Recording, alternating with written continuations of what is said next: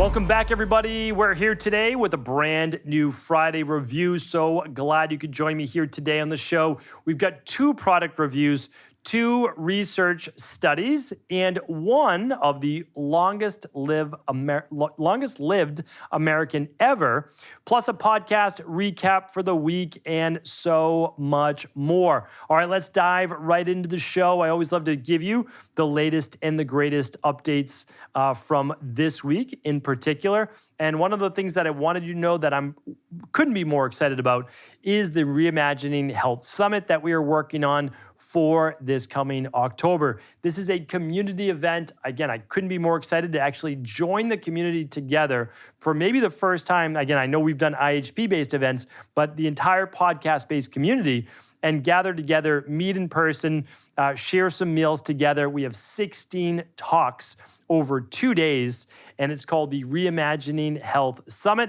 The actual URL is reimagininghealthevent.com, and this week we finally solidified all of the speakers. So we have all of the topics there. We've got all the exhibitors. It's an experiential-based event. So if you've never done like a lot of healthy biohacking, we're gonna have the top companies there that are actually gonna allow you to use all the different equipment. So it's pretty phenomenal. I mean, the event is going to be great. It's getting to listen to all of these world-class expert speakers, getting to see all the different exhibitors at the event, but also it's getting to meet the community in person. So I do hope that you will take us up on this offer. I do hope to actually meet you in person, and that will be this October. Check out all of the details at reimagininghealthevent.com. Check it out, reimagininghealthevent.com.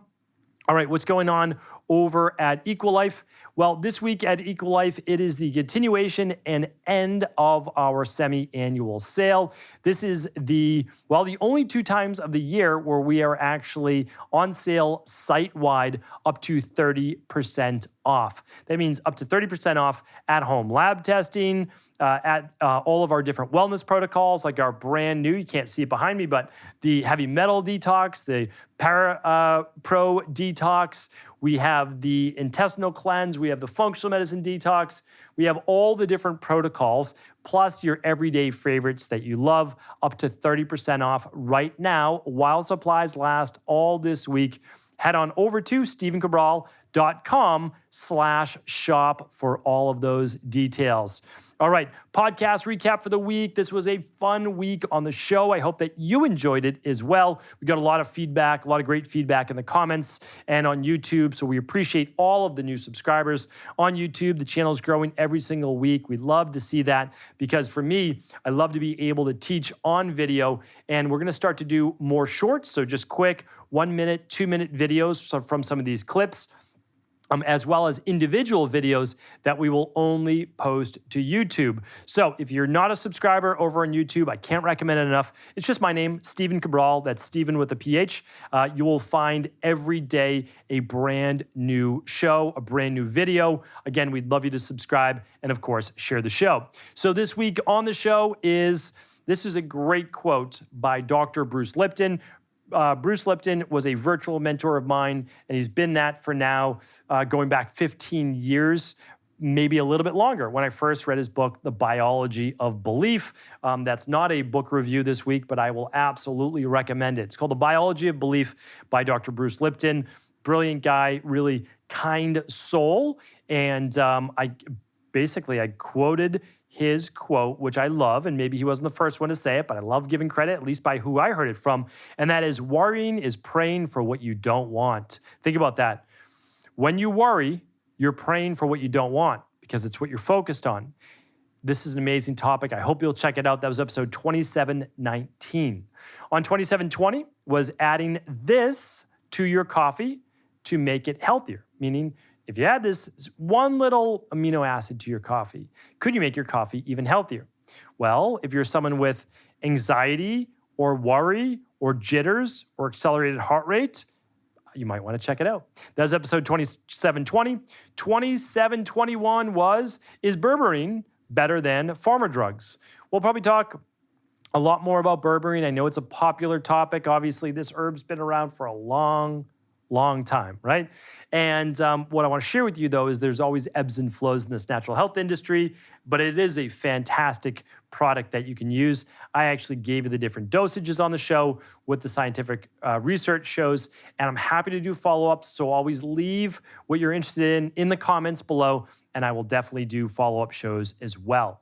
All right, and yesterday's show was 2722, and that was, does exercising in the morning or the afternoon elevate your blood sugar levels? And one of the times of the day do, while the other one doesn't. I think it will shock you. Check out yesterday's show, episode 2722. All right, that is our podcast recap of the week.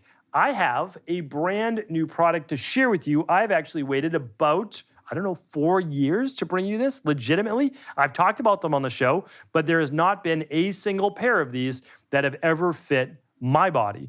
And this one is by a company I just reviewed last week called VivaRays. So if you didn't check out that show, I would love you to check out that show. I actually have them right here, but I'm not going to do a re-review because each week is a new show. That was episode 2716. They're the first company that I know of that actually has a 3-in-1 pair of blue blockers based on the time of the day. So one for daylight, like staring at your computer screen like I'm doing right now, or the lights or camera. The second is for the evening, and the third is is before bed, basically 30 to 60 minutes to really knock down those cortisol levels. They work, they're proven by science, great company, and on a whim, I decided to purchase their air tubes. If you've never heard about ear tubes before, but let me show you first this nice little carrying case. So all it is obviously a little disc if you're just listening to this on audio and not on video. And I'm taking out a headset. So it's a plugged in headset. People always ask me, like, how come you don't use earbuds? I have a podcast on why you do not want to wear earbuds. So I know that that's going to rattle a lot of people, but I want to bring you the unbiased truth. I would love to wear earbuds as well. It'd be so much easier not to have all of these wires, but it's absolutely not healthier to do it that way, and I explain why. I'll link up that show today at episode 2723, stephencabral.com/2723. That's all today's show notes, research, and much more. But this is really important because, I don't want to get too deep into what happens when you put something that can produce electromagnetic frequencies, radiation, and different types of basically microwave-based rays inside of your skull, because that's what you're doing for your ear, right? It's not even just, they've proven that if you put your phone to your face and talk on it, there could be risk for cancer. Well, now think about if you took that receiver, you put it inside of your eardrum, so in your skull, and then it had to click over or had to send signals through your brain to the other earbud, right? So just keep that in mind. I have a whole podcast on the science behind it. But anyway, these ear tubes, I wear a wired headset, but these ear tubes are even better. And the reason is that before they even get to your neck, what happens is the actual sound frequency moves and reverberates through a clear tube, an empty tube. So you get the vibrations into your ears, and you can use this as your wired headset. This is the very first pair, and I've tried a lot. I've purchased basically all of them on Amazon. I had to return them, unfortunately. I hate returning things, but I had to. None of them worked. These fit in my ear for whatever reason, and so I can use these on my Zoom calls, my Skype calls, all the things that I do with my team and with clients. And you're able to use this on airplanes, which is really nice. But also you can get the converter and plug it into your iPhone too, which is what I have. So super simple, super easy. Again, I will link these up. I probably can get us a discount code as well. I didn't get to use the discount code, but we're going to reach out as we always do to these companies. And usually they can absolutely offer 10 to 20% off. So I'm going to link that up for you here today. stephencabral.com/2723. I'll link it up. And while you're there, while you're on their site, check out the 3-in-1 blue light blocking glasses as well, all right? Okay, the I've got a second product review for this week, lo and behold. So instead of doing a book review for the week, which I often like to do, I did that last week, and I did a book on sprouts. So I never read a book strictly on sprouts. So I said, why don't I really learn about sprouting certain foods? Why would you ever want to sprout certain veggies? The reason is this. When you sprout a food, you get a maximal amount of nutrition in a low calorically dense food, meaning like it has very little calories, so low caloric, but high nutrient density. So it's an amazing way to get more alkaline-based minerals, right, all of your electrolytes, et cetera, into your body, and you can just add it to any meal that you want. You don't have to be a vegetarian to do these things. You can still eat meat, you can still eat chicken, you can still eat fish, whatever you'd like, but you can add some sprouts on the side, and they are literally superfoods, right? So let me just show you the company that I'm going with. Again, I don't know this company in any way, shape, or form, but when I was doing my research, I wanted non-GMO, I wanted organic, I wanted something super simple, and that was basically, they were clean, right? It was a clean-based product. So this is called Nature Jim's Sprouts.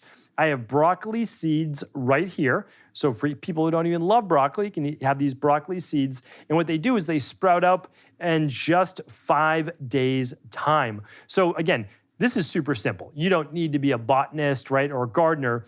You can have these in your house. You just get a sprouting tray. If I need to, I'll be happy to do a Friday review on that as well. You're going to essentially just add water. That's it. The seeds and the water. And what do? You just change the water in the morning when you wake up.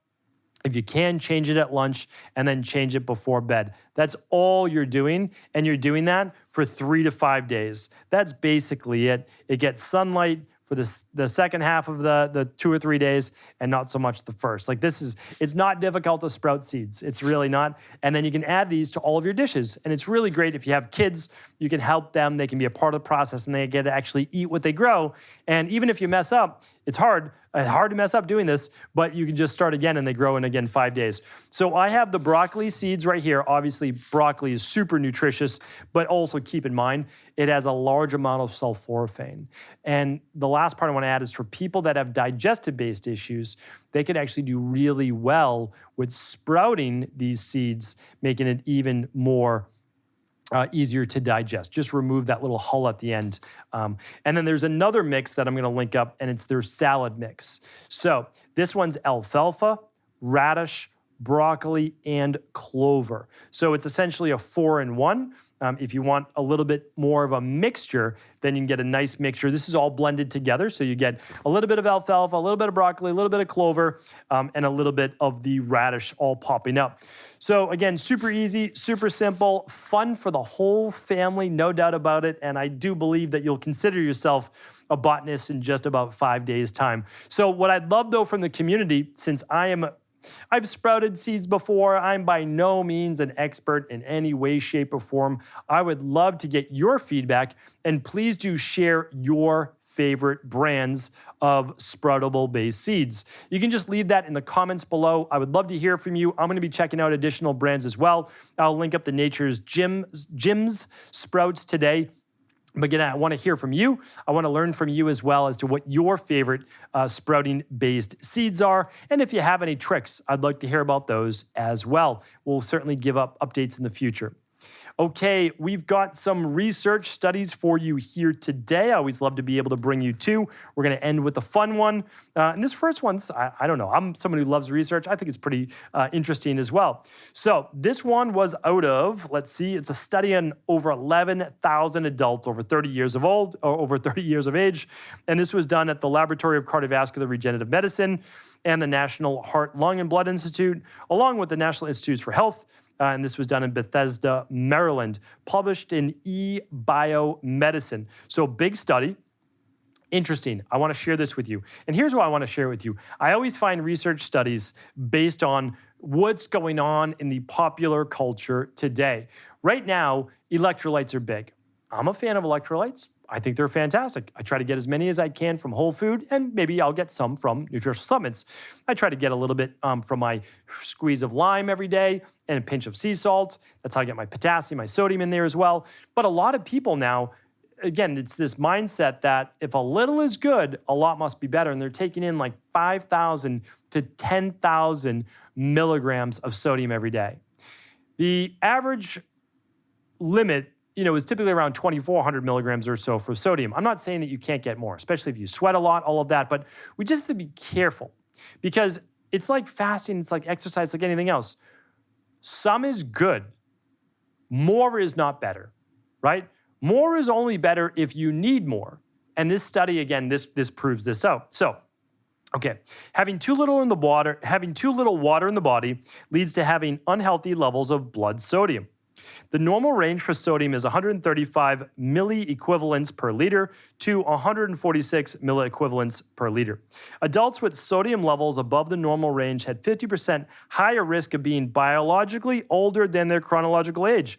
You know how much we talk about biological age, right? If you've never even tested your biological age, I want to link that up for you here today, a biological age-based test that also comes with a video tutorial by me, so I'm going to link that up. Okay, and a 21% higher risk of dying early. So basically, early death increases all-cause mortality by 21% if you have a higher sodium level in your blood. Adults older than their chronological age were 64% more likely to develop chronic diseases such as heart failure, stroke, and atrial fibrillation plus more.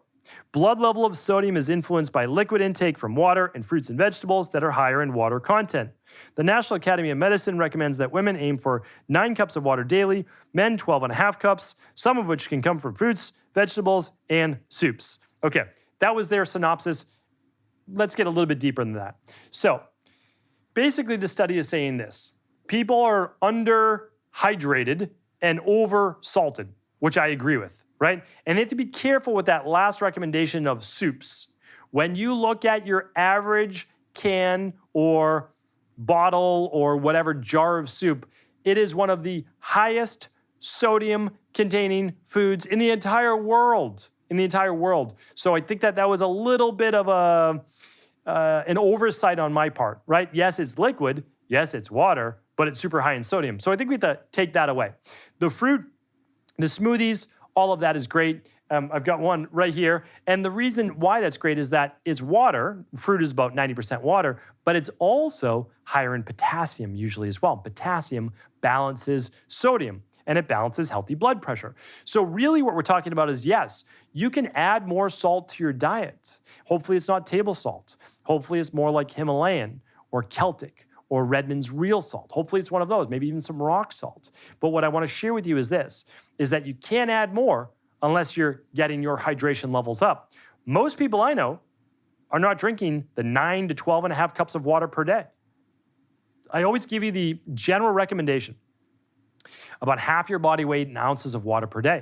160 pounds, 80 ounces of water, that's 10 cups of water per day. Most people would do well there. I can't give you medical advice, medical treatment plans, medical diagnosis, but you have to understand is that you can do it based a little bit off your blood pressure, a little bit off your hydration levels, all of those things. I'll talk about hydration on an upcoming show too, as to like whether you're hungry or you're just thirsty, right? Because the body cries out for water in many different ways. But let's just be careful on over salting. If you don't need more salt, you don't need to add more salt, right? It's not necessarily the superfood that we think it is. Good for the body, we need it, but it's only one of the electrolytes, right? So if you're just loading up on salt and you're not even sweating a lot, we need to be careful as to what we're drinking. So increase that hydration if you're big on electrolyte additives. Okay. All right, the last one I wanted to share with you is this. This is out of the Gerontology Research Group. This was actually verified with true birth certificates. So although there are other people that have said to have lived longer in the United States, this person, her name was Bessie Hendricks. Shout out to Bessie Hendricks of Des Moines, Iowa. She lived through the Great Depression in the 1920s.